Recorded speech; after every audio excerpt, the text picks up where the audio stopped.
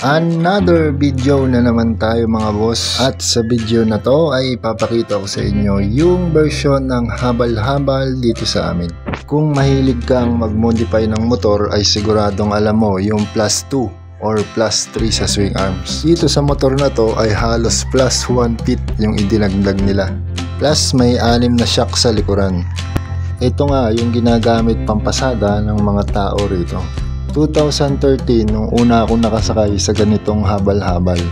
Dati wala pa yung bubong, pero ngayon nilagyan na nila ng bubong, nag-i-improve na para nga naman pag umulan ay hindi mababasa ang mga pasahero.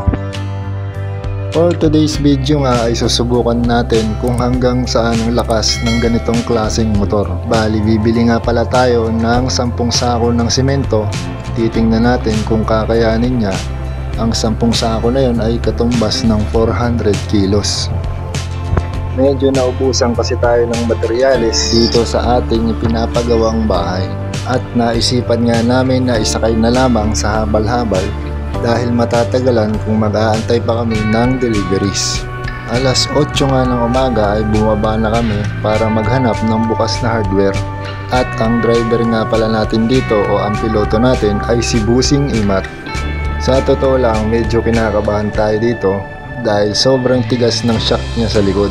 Kahit nasanay naman tayo magmotor, ay medyo nag-aalangan pa rin tayo lalo na kapag bumabangking. Napakagandang mag-rides dito dahil sa tabing dagat lamang yung kalsada. Tanaw na tanaw mo yung magandang view. Habang kami nga ay pababa ay nakasabay namin itong isang habal-habal. Dito nga ay nagpa-cute si ate dahil napansin niya na nagbibideo tayo. Ang habal-habal na to ay kayang magsakay ng hanggang 6 na tao kasama na ang driver. Minsan naman ay nakikita kong ginagamit nila ito sa paghahakot ng kopra. Kadalasan 3 o higit pang sako ng kopra ang kayang isakay dito.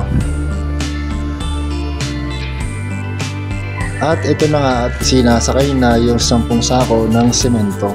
Bali 4 nga pala sa magkabilang gilid at 6 naman ang nakapatong sa itaas. Medyo mahirap nga siyang ikarga dahil natutumba siya kahit na naka-side stand. Kaya kailangan nating alalayan para hindi siya tuluyang tumumba. At nung naisakay na nga namin at natalian na namin ng maayos ay nagumpisa na kaming bumiyahe. Habang ako naman ay sa likurang bahagi pumesto. Ang total na estimate ko sa bigat ng kargada namin ay nasa 540 kilos. Kasama na ako at yung driver. Dahil sementado naman yung daan ay hindi gaanong nahihirapan yung motorsiklo. Pero dahil nandito ako sa likod ay ramdam na ramdam ko yung paggewang-gewang ng aming motor. Dahil na rin siguro sa sobrang bigat ng kargada. Basic na basic lang sa Rusi 150 itong 500 plus kilos na bigat ng kargada. Yun, at hanggang dito na lang yung video natin mga boss. Maraming salamat nga pala dun sa mga nagsishare ng video natin. At kung nagustuhan mo yung video natin ngayon, pakipindot naman yung like and share button dyan sa ibaba. Bye bye!